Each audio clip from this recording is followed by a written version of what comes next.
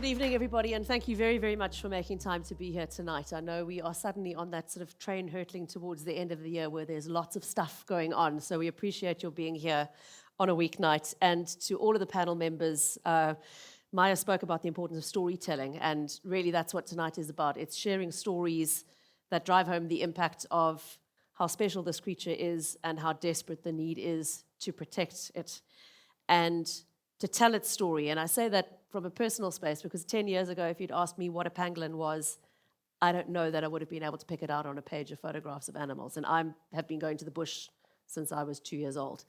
I just had never come across one. They'd never been spoken of around me. The first time I ever came across the concept was when the makers of another previous film came and said, please will you help us publicize this movie we've made about the pangolin poaching issue. It's like, well, what pangolin poaching issue? And they explained, and this is the most poached and trafficked animal on Earth. And I remember then thinking, how is it possible that the worst trafficking issue on Earth involves a creature that I literally had not heard of? And then fast forward to the Franschhoek Literary Festival last year when I got the opportunity to interview Tony Park and read his novel, The Protector, in preparation for that. And as you'll hear when Tony shares his story tonight, the reading of his book, initially you think, come on, this is just too much. This is too out there. There's no way this is real. I'm all for suspension of disbelief in a good thriller, but this is too much. And then I discovered that was all real life stuff based on reality, on a real character and a real team's experiences. So I think that's the power of telling the story in a gripping way and sharing the story with others. Hopefully those ripples carry out from tonight, from every engagement of this kind, from every movie of the kind Gareth's made. To just raise that awareness of the fact that we have this incredible creature right here. We're so privileged. Not many of us in this room, well, how many in this room have seen a pangolin in the wild? Okay, wow. We're a very, very privileged group in that case. Good. I didn't expect that many hands to go out. So you don't need to be told, but we need to do a lot more telling of this particular story. I think if I can call it the PR campaign around the pangolin issue is starting to gain traction and get out there, but a lot more work needs to be done. So thank you for being part of that storytelling thread, which we hope will only start here tonight and then spread out from here. So if I may, I'm going to come back to you, Gareth. I'm going to start with Tony because that's where my journey with the pangolin story really started in earnest. And Tony Park, for those who've not read his novels, he's kind of, what do we call you now? He's an almost South African, former Aussie. Currently applying for permanent residency, okay. So kind of an honorary South African who happens to live on the outskirts of the Kruger Park for a large chunk of the year. So we will claim it as our own. But Tony has been writing for many years now, real ripper conservation-based thrillers. Tony, what was it? I mean, you've always been involved in weaving conservation into your novels, and I know, please, when you get a chance to have a glass of wine with him later, ask him about how that happened, because this is not a man who grew up going to the bush as a youngster. But that's a story for another night. Let's dive straight into the pangolin. What drew you to choose a pangolin and the pangolin poaching issue as the theme for The Protector? Yeah, well, I mean, I have, as you said, I've written about other endangered species over the years. If there's a common thread in the 23 books, it is the illegal trade in endangered wildlife, which, as many of you would know, is amongst the top 5 organised crimes in the world. And while I haven't seen a pangolin in the wild, I did get to see one in a rehab facility during research. Although I've been living on and off in the bush with my wife Nicola over there for 30 years, we still haven't seen one in the wild. So I was kind of becoming aware of it a few years ago. And someone suggested to me you should do something about pangolins. And I thought, oh yeah, I'll have a go. And I'd probably written about 15 books, I think, by this stage. And I approached a pangolin conservation place in a neighbouring country, in another country, not South Africa. And because I'd heard of them, and I sent them an email. Hello, my name's Tony Park. I'm an author. I write books set in Africa. You may have heard of me. I'd like to help you shine the light on the pangolin issue. And they didn't reply at all. So I thought this is going to be more difficult than I thought, because what I kind of started to learn, going back a few years ago, was that the pangolin world, the people involved in conservation, protection, study of it, were a little bit like the animal themselves, quite secretive, quite shy, wanted to hide themselves away. But I think a lot of that was for very good reasons, because even the people that were running rehab places for those that had been rescued for the trade were not in the business of opening their doors to tourists, because these little things are worth so much money and so vulnerable that they were sort of hiding their light under a bushel. But I did want to do it, and a couple of years ago I had a young woman come up to me at a book talk in Benoni, actually, and she said, "You should do a book about pangolins." I said, "I'd love to do a book about pangolins." I said, "You know how hard it is to crack the pangolin world?" She said, "I'm in the pangolin world, and you should talk to my professor," a guy called Ray Janssen. And that's where the inspiration, that's where the motivation for me to write The Protector came from, because what I learned from Ray and other people that I've met since then is I'm very pleased to say the pangolin world has come out from its burrow and seriously started to shine a light on the fact that this trade dwarfs things like the rhino trade and the elephant ivory trade and other things by a magnitude of hundreds of thousands, and figures that we discussed recently that I was given for the 8 years to 2023, to put it in perspective, is that based on the tonnage of scales that have been seized from illegal smuggling operations into Asia, and scientists having worked out the average weight of scales on the average pangolin, that in the 8 years to 2023, at least 535,000 pangolins have been killed on the continent of Africa and exported. I carry around a piece of paper for when I do interviews just to remind me that number's right. And that is just what's been seized. And so if you look at that as perhaps a percentage of the trade, it's running to millions. And I thought it is time for me to try and write something about this. Now, what you wrote, as I said, on initial reading seemed almost unbelievable, because what you wrote was about a man, an academic, who had been studying pangolins and was passionate about them from the scientist's perspective, but he was suddenly rolling up his sleeves and getting involved in real gung-ho anti-poaching operations, posing as a trader, nabbing poachers in the parking lot of Caesar's Palace. And, on first reading, you come on. That was all based on actual sting operations that Ray Janssen had been involved in. Yeah. The young woman who contacted me was one of the students that he was supervising. She was studying the pangolins' reproductive organs, and he mentioned there's a lot we don't know about pangolins. And Ray, when I first started talking to him, it was as the professor who was going to tell me, how big is a pangolin, what does it weigh, and what does it eat, and all this kind of thing. And he just sort of casually mentions, and oh yes, we picked up a big one in a sting operation the other day. And I'm like, a sting operation? And he was heading this task team of environmental authority people from the Green Scorpions, police from various branches of the police, and running this kind of undercover sting unit, which, as you say, was busting pangolin smugglers really at the front line, when people were armed, and sometimes the people were in situations of great danger. And I'm listening to all this, and people ask me, "Where do you get your ideas for stories?" And this was like this Indiana Jones type professor, but who was also able to talk very eruditely about the animal itself. And one of the things that really struck me from our first conversation, you say so much of this book, you think it's just fantasy, it's just made up, or it's Hollywood. One story that he told me that I did work into the first chapter of the book was what's happened to him when he's been on busts is they come across these smuggled pangolins that have been taken from the wild, kept in a box or somewhere in the dark, and they're dehydrated and they're malnourished and they're at death's door, and their only defence mechanism is to roll themselves into a ball. And yet he has had this situation where when he has opened the box and taken it out, this animal knows that it's now in the hands of a good person. These beings are sort of sentient in some way that Ray explained it. I was almost crying. He said it would unroll in his hands and expose itself to him, realising that it had been saved. You can't make that up. Yeah. Yeah. And it was incredibly moving just to learn that and be part of that. A man of science explaining something like that. Well, I was going to ask you about the juggling act of balancing fact and fiction, because you are writing a thriller that you want people to be gripped by and stay with you till the final page. But it sounds like you didn't have to do a lot of massaging of the facts in this case. And look, it was sad in a way, because Ray was, I must say, he was very, very helpful. He wanted to, I think, use this medium of fiction to maybe try and spread the word a little wider. And I said, well, I'm writing a thriller, I'm going to have to play with it a little bit. I wrote the book and I came back to him, and he agreed to read it. And I said, I've got to run a couple of things past you. I said, number one, I said, for dramatic purposes, I hope you don't mind, but I've made you a very attractive half Indian female research lecturer. We're on a Zoom call. I remember Ray looked at me and he goes, cool. But then on a very serious note, I said, look, bear with me. I want you to read the manuscript. It's a work of fiction. I write thrillers. You know, there's a bit of action. There's sometimes a bit of gunplay.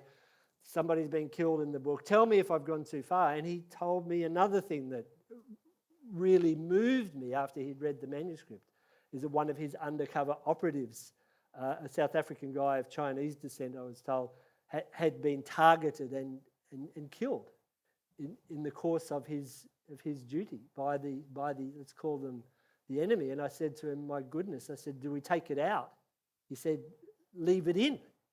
People have to know that this is a life and death situation and a trade that is being controlled by organised crime and is every bit as serious and dangerous as things that we're perhaps more people are more aware of, like the rhino trade and things like that. So it was a case where truth was stranger and scarier than fiction could possibly be. What about the impact of the book? I mean, you're a well-known, well-published author. You sell well regardless of what the book is about. But this one in particular just seems to have struck a chord. And I don't know if it's because it's taken them into a world they were so unfamiliar with before. Whereas perhaps previously a rhino poaching book, every South African has some idea. Whereas this is new territory for a lot of people. What sort of feedback are you getting from readers about the awareness impact and even the conservation impact? Yeah, it was really interesting because I consider my readership, like certainly in South Africa, but also around the world where I sell in places like England and UK and Australia. If they're not expat South Africans who've moved overseas, and a lot of them are, they're probably people who like going on safari or have had some exposure to the continent. And what really surprised me was the number of people who put a comment on saying, I didn't know what a pangolin was. You know, I'd never seen one, and I didn't know they were in such danger. And I had kind of perhaps underestimated that. But when I read those comments, I thought, yeah, this is what it's all about, you know. And if me, by like writing a work of fiction, can get people to maybe Google pangolin, you know, and then some people said, what can we do to help after that? And which was nice. Yeah. Does that change the way you write going forward? The recognition that you can have that kind of impact? I think it's very humbling, and I think perhaps I have to just realise that perhaps we are close to it. You know, we're aware. We have a level of awareness of what's going on, and perhaps it's our job at dinner parties and online is to share stuff like that. And I think that was a good thing because Gareth's documentary came out afterwards, and literally I started getting messages in my inboxes almost immediately saying, "Get on Netflix, have a look at this documentary," and that's good. That's what we need, and that's why events like this are good. To let's go away and start our own conversations. Well, thank you for neatly segueing into Gareth's story and Gareth's. Has anyone in the room not seen Pangolin Kulu's journey? Okay, one or two, don't be shy. I'm not criticizing you if you haven't. Time is short.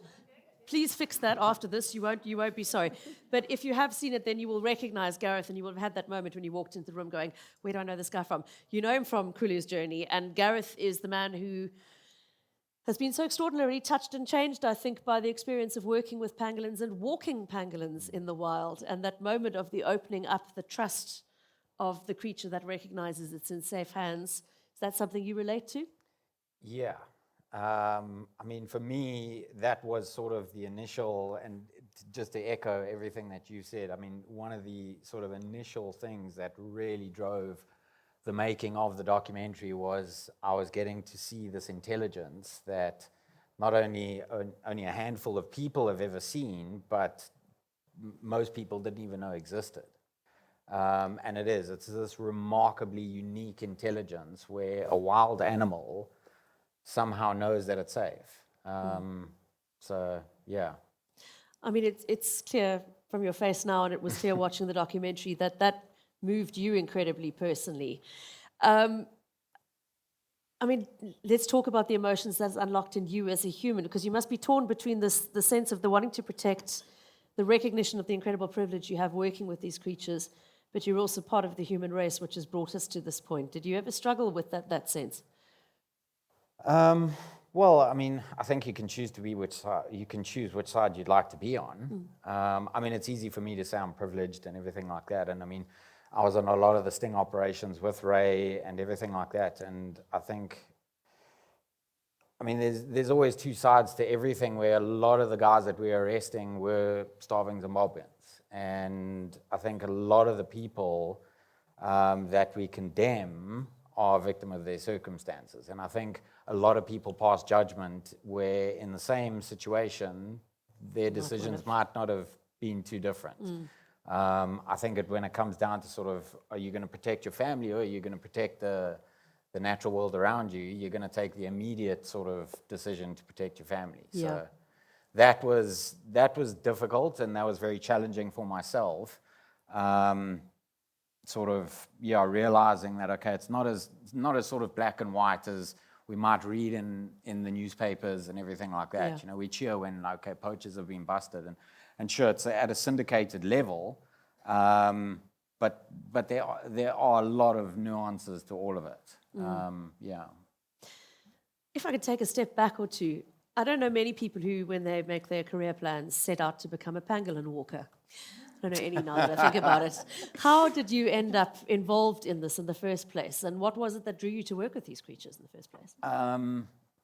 So I was a wildlife photographer, and I was also a professional poker player and involved in investment. And I sort of had the means, and I wanted to support an organization. I've obviously, through wildlife photography, I was spending a lot of time in nature, and I just, through that, wanted to support something. And then, coincidentally, I arrived quite serendipitously at a cup of coffee with Ray, and he sort of said, well, have you seen a pangolin? So I said, no. And he showed me my first pangolin, and that was it.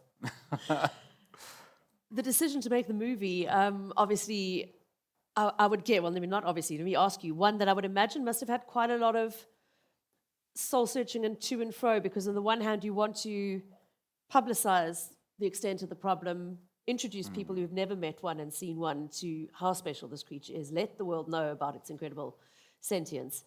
But always with this kind of project comes the risk that in exposing this, you expose not just the people who have goodwill towards the pangolins, but also those who might go, oh, here's an opportunity. I didn't know there was so much money in pangolin poaching. Was that a concern at all? Did you have any of those debates when you I think decided it always to make the film? is, but the reality is it's out there. I mean, everyone, it's not a secret. I mean, all the headlines around pangolins are animal worth X amount rescued and everything like that. So for us, when we were making the film, one of the things that we were very sort of aware of was that all the media around pangolins there's now this catchphrase, most trafficked mammal on earth. And I mean, I was just spending hundreds of hours with these animals and realizing that, well, they're actually a lot more than that. So it became a sort of a personal quest to have what they really are be amplified more than just a catchphrase. And, you know, I mean, all the sort of media around them and everything like that is heavily focused. It's sort of that clickbait stuff. And, yeah, I think there's an aspect to them in this, just how enigmatic they are and just what captivating little creatures they are. And I think that's far more powerful than sort of any of the clickbait sort of titles that might be going out there. And that's what the movie was focused on. I mean, we barely touched on the trade at all. Yeah. And intentionally. The movie's gone viral. Everybody's seen it. Everybody's talking about it. It's reached a huge number of people around the world. Have you been surprised by how far it's traveled? And do you want to talk to us about any of the sort of reaction you've had from viewers in response? So I am quite isolated. Thankfully, I get to live in my own little bubble in Lapalala Wilderness, where Kulu was released. So I am a little bit detached from all the hype and everything like that. I mean, it's been incredible from what I've seen. I mean, people messaging me from Pakistan. I mean, Netflix, and I was saying earlier, it's hard to sort of really, I think, as one person, understand the Netflix effect. They have a subscription base of 400 million people. So, and that's just the people that are subscribing, not the people that are sharing the accounts with everyone else. And so, yeah, look, when you get it onto Netflix, it's that big. The reaction wasn't surprising at all, because for me, and I think one of the things that sort of we always knew in making the film was pangolin is a heart animal. Everyone's just going to fall in love with this animal. It's just what happens. Anyone who sees a pangolin and gets to know a pangolin, they fall in love with it. It's just what happens. So that wasn't very surprising at all. Probably also not surprising that anybody who watched this film needed to do so with a box of tissues next to them at the end when Kulu went off into the wilderness. And I can't remember the exact phrase, but your recognition that this might well be the last time I ever see this creature again. And do you want to just talk to us a little bit about the emotion you felt that day? Because, as I said to somebody in the audience earlier, not seeing one in a way is a good thing, because if we're not seeing them, they're less vulnerable to us. They're less likely to be spotted by a poacher. The thought of them being able to exist quietly underground without terribly much interaction with humans is suddenly strangely appealing. But for you, with all of the personal connection you'd had with that pangolin, what was it like to see her released back into the wild? It was a little bit of an internal conflict, because on one hand, it was actually a relief. I mean, I'd been with them sort of 8 hours every single day for the first sort of 8 months, and then out with him in the wilderness for a year after that. He literally consumed my entire life for 18 months. So there was also that moment where it was like, okay, I could have a laugh again. So there was that where it was like, okay, this is actually a relief. I can go see friends, and I can do other things other than just be solely focused on this little dude.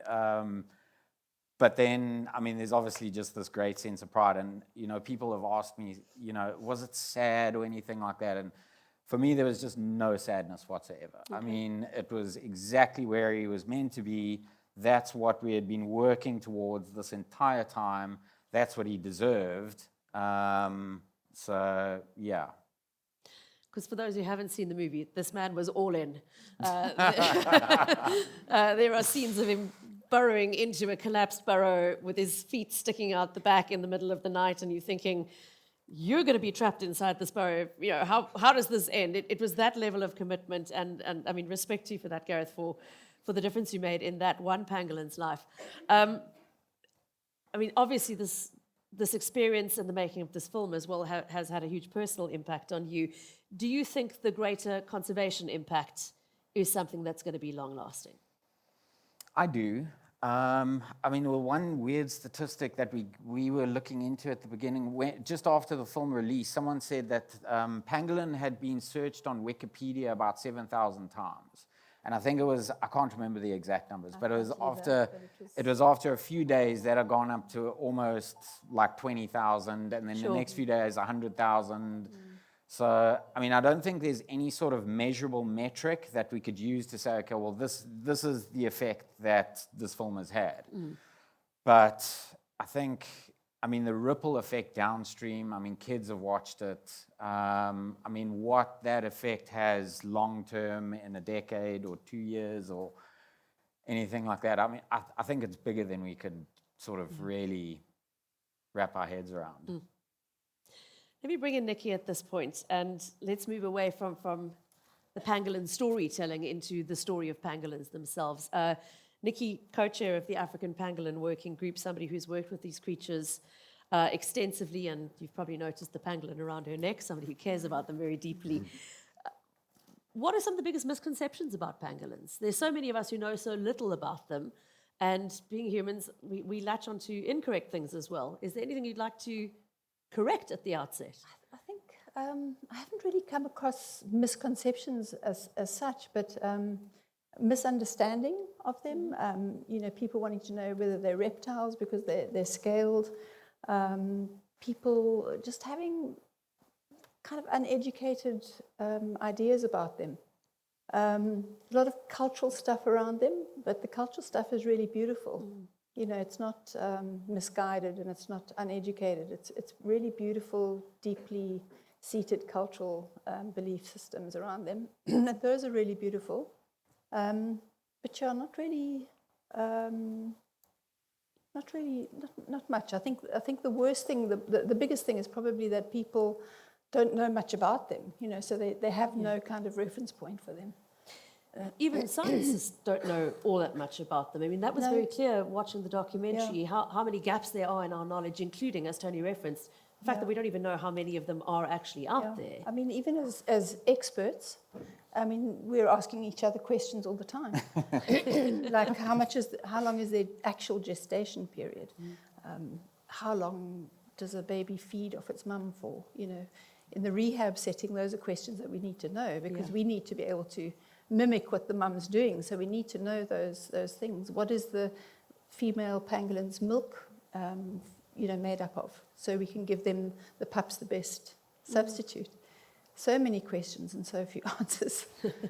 And which particular type of ant do they like? I mean, that's, I think, Well, the those fact you I can learned. see, yes, those you can see when you're Yeah. working with them, you can see, and you can also sort of gauge where pangolins, more or less where pangolins come from, depending on what type of ant they're looking for, what behavior they're showing, you know, because that'll give you a clue as to what kind of ant they're looking for. So you have to know about ants as well, which is something I didn't ever think I'd need to know about. But they're fascinating, and now we all love ants, you know. I was going to say that's the byproduct of this Pangolins film, food. is it made people care about pangolins, but also ants Yeah, and the soil they're in. exactly. Yeah, because they're very, exactly. very particular about the kind of ant They will really and will are. not eat, yeah. aren't they? I mean, we had a pangolin once that had, you were talking about gunfights and things. An actual gunfight went on at a sting operation, and the bullets flew, and this pangolin was rolled up on the back seat of an old Mercedes-Benz. Pangolin was fine. We called the pangolin Benz, and and Benz was stabilized at the vet and went through the rehab process, but he would not eat, and we tried getting him to all the different types of ants that we could, and eventually we just drove him north, and I went to a reserve right up near the Botswana border, and that particular pangolin loved those huge, big, you'll know what they are probably. Matabele ants. Matabele ants. I mean, huge, big things that eat animals alive. They are. We got bitten, that animal and I got bitten to hell and gone, and he just feasted on them. That's what he wanted. So they're very specific. Don't offer me McDonald's when I order No, a filet mignon. exactly, exactly, yeah. How did you actually get drawn into working with them in the first place, Nikki? I've been a general rehab, wildlife rehab specialist for about 25 years, and worked with many, many different species of all sorts of wildlife, been very privileged. And in 2007, I think it was, a pangolin came into the rehab facility that had been brought off the trade, and that was the first pangolin that I'd ever seen. This odd creature got put into my arms, and I suddenly had to know about it, and I didn't know anything about it. It was such a strange thing. It was like this blank, you know, gap in my mind. So I had to get hold of people that knew something about pangolins. One of them was Darren Peterson, who was Ray's master student, first student. He was in the Kalahari, and the other one was Lisa Highwood up in Zimbabwe. And that was my first pangolin. And then slowly over the years, more and more pangolins came in, and we got slightly better with each one. And now, you know, I work full-time for pangolins through the African Pangolin Working Group, because I believe that they need dedicated people, you know, to be in their corner. The fact that it's an African pangolin working group tells us something about the distribution. Do you want to just tell us a little bit more, though? You know, is it the same kind of pangolin that we have here in South Africa that's found elsewhere in Africa? How extensively are they, you know, populating this continent? What do we know about the types of pangolins and where they are? Okay, well, we know the types of pangolins. There are 4 species in Asia, and there are 4 species in Africa. The pangolin that's is found here in South Africa is the Temminck's pangolin. It's the bipedal one that walks on its back feet, like Kulu. And then there are 3 other species. There's the white-bellied and the black-bellied pangolin, which are predominantly arboreal, and they're found in West Africa and Central Africa. little beautiful pangolins, really. I mean, the black-bellied pangolin is like this miraculous jewel. It's so beautiful to look at and so agile, you know, in the canopy. And then you've got the giant pangolin, which is an enormous creature of about, I think it's up to about 38 kgs. Sure. I mean, the biggest pangolin I've dealt with, the Temminck's, was about 18.5 kgs, and that was a monster. And they're strong, strong animals. So I'd hate to have to wrestle with a giant pangolin. It would take you out. So those are the 4 species that we've got. Yeah. Okay. Now, as you referenced, there's still a lot we don't know, but what do we know about the role they play in the greater ecosystem? Because obviously we're concerned about the poaching in terms of the survival of this particular species, but wiping out a species is not something that only impacts that particular species. We all know life happens in a web and there's a knock-on impact. What do we know about the role they play in the ecosystem? Well, I mean, they've been on the planet for 85 million years. They must play some role. We're not fully aware yet. Well, I mean, maybe it's just me. I'm not fully aware yet of their exact role that they play, but they must play a role. I mean, they certainly must play a role if they've been on the planet that long. Daniel will know a bit more about what he's been discovering, and he'll tell you about it, which is fascinating and so interesting. And there's been a paper that came out of Asia recently on the role that one of their species of pangolin plays in the environment. But we haven't actually studied that on the African species yet. So they must play a role, for sure. I mean, they're in the environment, and everything is linked, as we know, but I'm not sure of their specifics yet. Okay. Well, if I may, let's maybe bring Daniel in for a bit, and then we're going to circle back to you, Nikki, in a moment. But Daniel, as mentioned at the start, a conservationist who's been working with pangolins extensively, and in Tswalu in particular. How did you get drawn into this field? Yeah, well, I would say my journey started, like I always say, my parents raised me as quite a wild child. So we traveled extensively throughout southern Africa. And so I grew up with the mammals book there. So I knew about pangolins, but always thought they were these like kind of mysterious like animals that you're never going to really get to see. And so I kind of forgot about them, if I'm honest. But at the end of my honors year, my supervisor at the time kind of showed me this pangolin project, and I was like, I can't let this opportunity pass me by. And so that's kind of how I got drawn into the pangolin world. Yeah. Okay. And what have you learned so far about the specific ecosystem role that they play? I mean, as Nikki said, we again, I'm going to circle back to what I've said several times now. What we know is how much we don't know about them. Have you found that your field work has brought new knowledge, not just for yourself, but into our greater understanding of pangolins? Well, I hope so. I'm still busy in the writing up for publication. Okay. But as Nikki mentioned, there's a study on the Chinese pangolin that kind of was at the forefront of looking at the ecosystem services that pangolins provide, which in other words is what role are they playing in the environment, what services are they providing to other species maybe.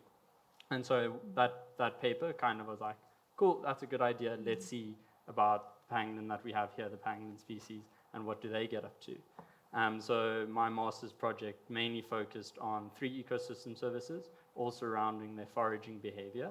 So I looked at soil turnover, I looked at biodiversity accumulation, and nutrient cycling. So in simple words, I wanted to know how much do they dig, how often do they dig, if these sites that they're foraging, these excavations, if they're collecting organic material, and whether that can impact the nutrients of the soil, or with the idea being that these little alterations that they make might promote a plant to grow because a seed was buried in their little hole and so on. And so, yeah, my work, I was quite surprised by how much they actually dig. Bear in mind that the Temminck's pangolins, the ones that I was working with, their weights were 8 to 10 kgs. And across the span of a year, I estimated that a single individual can turn over about 16 tons worth of soil. Sure. So that's an enormous amount that they're doing. And yeah, I've also found that their dig sites are accumulating organic matter, which actually has elevated the carbon concentration in the soil. And so this might be beneficial to as I say, plants or maybe other animals and so on. So definitely, they're having a role and they're having an impact. How do you monitor all of this when you're dealing with an animal that is so elusive and, nocturnal for one thing? I mean, I know Gareth's body clock was just turned upside down in all of his time working there. Have you had the same thing? Are you up all night tracking them in their active period? Tell us a little bit about the challenges involved, given how furtive they are. Yeah. Well, I must say that working with pangolins is challenging from the get-go. Yeah. The first challenge is actually finding them. As I'm sure most people know, they're quite hard to come by. I was telling Gareth earlier that I kind of want to get some of the poachers to come help me rather than come find them so that I could get my sample size up. So yeah, finding them is a challenge. And then adapting your schedule to be a pangolin schedule. Tony was saying, scientists in our community, it's quite a joke that your study species, you slowly but surely become your animal. And so very much I had to become a pangolin. I wasn't quite walking around and sniffing the air. But weren't eating ants? Not those big ones sometimes. If he sticks his tongue out at you, don't be offended. But it was a wonderful experience to kind of become in tune with nature on a level that most people don't get to experience. Like I was out there in the middle of the night, and my hearing, just I could spot a pangolin from 50 meters away just by the noise that they make. So it really was an incredible experience. Why does it matter beyond broadening our understanding of this particular creature? Do you feel like this kind of research has a broader conservation impact? Definitely. I think when speaking about conservation of any species, I think one of the main questions that people do ask and should ask is, why do we care? Why do we care about pangolins being lost in the environment? And that's where I hope my research has an impact, is to say that we should care, because if we're losing pangolins, we're losing all these tons of soil that they're digging, all these ecosystem services. And on top of that, how do you protect an animal? And in legislation and in justice, how do you protect them without knowing what it's costing? So I think my work, I hope, does inform some sort of evidence-based decision-making when it comes to pangolin poaching cases. Because by quantifying the impact, now you know what the severity of the crime might be. So I do hope that my work does have a legacy somewhat beyond the research side and more into the conservation and more active side. Yeah. I mean, you're talking there about understanding the cost to society of the loss. Nikki, let me bring you back in here, because you see the cost to the individual animal that has been trafficked, the ones who are lucky enough to be rescued and brought to you for rehabilitation. Do you want to talk to us a little bit about the impact on those animals, what you see, the condition many of them are in when they come to you, and what is involved in getting them back to the point of being able to rewild them? It's quite a harrowing situation, really, a lot of the time. So these animals will have been, taken from their little habitat where they know where all the ants are, they know where the females and males are, they've got their own territory, and they're suddenly taken out of this quiet nocturnal environment and put into a sack, and then all hell breaks loose, really. I mean, it's music and people and cigarettes and shouting and looking and poking and prodding, and this can go on for weeks until they've found a buyer. So they think, unless they come again, and then that negotiation starts, and this animal can be in a sack, it can be zipped up into a rucksack, it can be in a suitcase, it can be sealed in a drum. We've had them put into sorghum beer, sealed in a drum and brought across from Mozambique. So by the time they actually are rescued, the lucky ones, they are in a dehydrated state, they're emaciated, they're terrified, they suffer from PTSD.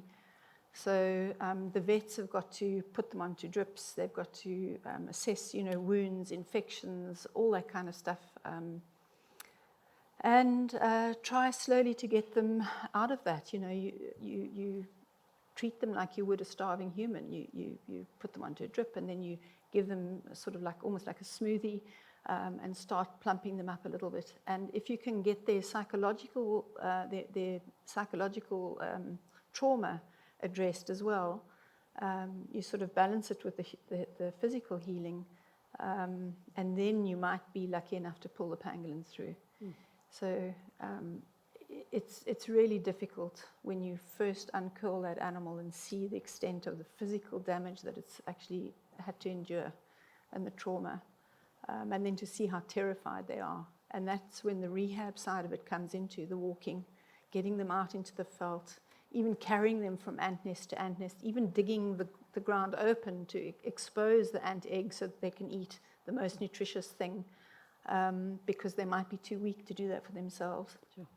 And you're out there for hours with them, carrying them and walking and showing them where the food is. And you do that day after day after day after day. And sometimes you still lose them, but sometimes they start getting better. And we've got better at it as time goes on. The vets have got much better because initially the vets didn't know how to treat them. They're physiologically completely different really to most animals. Their tongue structure is insane. All the things about pangolins is different. So the vets have also been on a steep learning curve. And between the vets and the rehab facilities, slowly getting better and better and better, and the success rate has gone up. And eventually, with luck, if you're lucky with the pangolin and you do pull it through, you can put it into the release process, which is another whole long, slow strategy, because you can't just dump an animal. You've got to really walk it into the new area, like Kulu. So I don't have to even explain, because you just say like Kulu, everybody will know. So it's that sort of process with each animal. You talk about the psychological trauma to the animal, but it's very obvious listening to the passion in your voice. This must be hugely traumatic for you and your team to be confronted with this day in and day out at what other humans have done to these creatures. How do you cope with that, given the scale of the problem? We eat chocolate. I think it affects everybody who works with these animals, all the different facilities and vets. And I think the way that you get through it is by talking to each other. And it's such a small pool of people that will understand exactly what you're going through, that you can't talk to anybody else about it because nobody will understand. So it's like if you've been through a hijacking, nobody else will really understand unless you talk to somebody else who's been through a hijacking. It's the same sort of therapy that we give each other. And you've got to find a way internally of balancing out, okay, well, that one we couldn't. We worked for 2, 3, 4 weeks, a month, 2 months on that animal. We've had to euthanize it in the end. And you get to know that animal so well, and it's utterly heartbreaking. But there's another 3 that still need that, and you just carry on and carry on. And then you'll go home and have a jolly good cry and deal with it and come back the next day for the other 3. Yeah. I'm sure this is going to be like asking you to choose between your children, but if you look back on all the successful rescues and rehabilitations that you have overseen, are there any particular cases that stand out for you as highlights, or that were particularly difficult that you didn't think were going to pull through that did? There's so many, Pippa, so many like that. It's difficult to sort of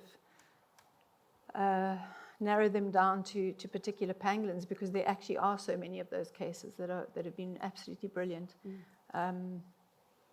There have been pangolins that have gone on and bred, and we know that they've had 3 or 4 babies, in the sort of 5 or 6 years that they've been out. We've done a reintroduction project back into KZN, where they were locally extinct, in Pinda and Manyoni. And those pangolins have been breeding. So those pangolins to be back in an area where they were locally extinct previously for 4 decades, to now be successfully breeding and teaching us so much. We've got a PhD student down at Pinda, Jessie Byrne, who's studying all the data around those that reintroduction. So we're learning so much from those pangolins. They've become our teachers, basically. So all of those pangolins and all the other ones, they're all successful. I mean, they're all stories in their own right. We know them all. Tony's book, Gareth's film, I think these have shown us the power of one animal story to capture the public imagination. Do you think that's enough? Is this the way to do it? Because, I mean, in order to stop this, as Gareth's referenced, it's such a complex, multi-layered why it's happening. It's partly to do with the demand and the fake creation of markets for something being valuable that shouldn't be. It's partly, though, to do with the desperation of the people who are roped into the poaching rings. Does changing hearts hold the key to stopping this trade? Is that enough? Is it a start? Is it valuable to do the individual storytelling like these two men have done? Do you think there's value in that? I think it's the only way forward. I mean, you won't protect something that you don't know about and that you don't love. And I think the only way is by touching people's hearts, and not by telling all the terrible stories about the dreadful things that go on, but it's by doing all the good stuff, telling the stories the way that Tony and Gareth have. But it's also about doing the research. It's about putting conservation plans together, which we've been doing. It's by partnering with good ethical reserves, like we've done with La Palala Wilderness in the Waterberg, building our facility there to continue the legacy of doing research and learning more and more about these animals. It's about getting into communities and talking about their cultural heritage, which is the pangolins, all of our cultural heritage. It's all of that. And if all of that can touch and move people through their heart, that for me is the absolute key. Yeah. You've just echoed almost verbatim what a guest said to me 2 weeks ago about the ocean and getting youngsters to care about the ocean and to stop polluting the ocean and be more aware of it. The same phrase, that people will not care about something that they do not know. Yeah. And that the minute you expose them to the wonder that awaits for them there, they are forever changed. Now, it's in some ways easier to do that because it's an easy thing to bring a busload of kids to the sea and expose them to a tidal pool and put them into the water. It's very difficult to expose people in large numbers to this most elusive of animals. So how do we do that on a bigger scale? Is it simply by continuing to do this to hope that the individual story of a Kulu or of a Ray Jansen or the characters in Tony's book, that one story can travel far enough? Yeah. What else can we do to amplify the message? I mean, I remember as a little girl watching Elsa, you know. I mean, that movie traumatized me and moved me for years, you know. I mean, I've never forgotten that. It was so deeply impactful. And I think the way to carry on doing it is exactly this way, as well as doing all the other things, you know, the testifying in courts, because that's got to be done. Somebody's got to do that job. Somebody's got to help, you know, put together conservation plans. Somebody's got to do the research on the ground. Somebody's got to do the veterinary work. And all of those things pulled together pull the whole thing forward and support the pangolin. Because, you know, we don't know, we can't go up in a chopper and count pangolins. We don't know how many are left. We have no idea. So we have to gather as much information and touch as many people as possible, because we don't know when the last one actually gets put into our hands. Yeah. I wanted to just offer the panelists an opportunity to engage with one another because, I mean, as you've just referenced, this is a team effort and there's so many different aspects to it, from the research being so crucial to the medical treatment to the people supporting the rehabilitation. And it's an opportunity for you as well to be on the same paddle together. Is there anything that any of you would like to ask each other or would like to mention as facts we haven't covered that you think are important for the audience to know about? Yeah, I mean, I would ask, perhaps Nikki or anybody, a question I was asked, because after The Protector came out, one thing that did move me was not just the fact that it was able to raise awareness. I had people coming to me saying, I want to give money. So I find it very difficult to think up the names of characters in my book. So I came across quite a good plan a few years ago where I auctioned them off, not for me, but I speak at a number of charity fundraisers. And it's funny enough, one of the most popular items that are offered at some of these auctions is for someone to have their name used as a character in a book. It's not necessarily, sometimes people haven't read my books, but they just think, wow, this is something really different. And there's a guy called Lou Walters, who was a supporter of the Sandparks Honorary Rangers, and he was desperate to have his name in a book, and so he made a good donation to the Honorary Rangers a few years ago, and I made him a villain, a particularly nasty, sort of corrupt British Army officer in the Anglo-Boer War, and that was in a book called Ghosts of the Past. And he's a really, like, there's a good, and he was Colonel, the Honourable Lou Allen Walters, and he was a rotter, and he was nasty. And he read The Protector, and he said, okay, now what can I do? I don't know, I had to ask around. So I went to the rehab place that helped me with research, Umoya Kulu. I said, you want some money? For course, we want some money, to look after everything, the overheads, the care of the pangolins, the vet bills, all this kind of stuff. And so Lou made a very generous donation. And I put him in the new book I've got out called Die by the Sword. But the problem is Die by the Sword is partly historical, and it's set during the Anglo-Zulu War just after in 1880. So I had to bring Lou back as his younger self. So instead of being a 40-year-old evil colonel, he's a 20-year-old sort of perverted young British officer. So Lou rides again. But the question I would ask you is, if people want to give to do something, is there a centralised fund, or is there some area that you would recommend that is in need of help? Well, I mean, I think the first thing would be to do a bit of research and to find an ethical facility or organisation or scientific body that's doing proper work. Yeah. And it's not just an organisation that's, taking people's money. Like a private zoo or something like that. So many of those, yeah. Because you do find that kind of in some of the other you do. species. Exactly, I don't want to go into that, No, but sure, you and I both know what we're talking about. Yeah. So I think that would be the way I would suggest going. Just research and find ethical places that are actually doing the work. Yeah. If I was one to add there, though, okay, as a researcher, I'm not saying you should give all your money to the research, but I think what general people going on safari can do is chat to your guides, chat to the people there.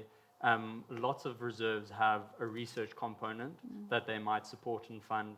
And also bear in mind that a lot of the work isn't necessarily about like the trackers that you put on the animal and so on. It can also be the fuel of the people driving around, trying to follow them around and stuff. So even a small amount to a researcher or somebody doing rehab work and so on can mean a lot. Yeah. So definitely ask your guides, ask the people in reserves and so on, and ask them about what work they're doing in the conservation space.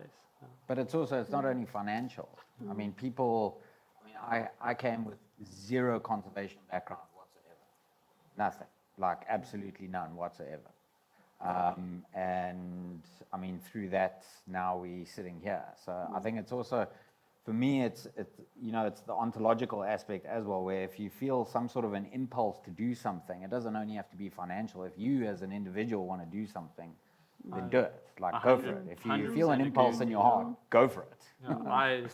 For my work, because also a helping hand in doing research is always useful. So I got my whole family to come help me count ants and dig holes and things. So definitely time and get involved as well. And Pull pangolin walkers out of collapsed Yeah. burrows. Okay. The work is ceaseless.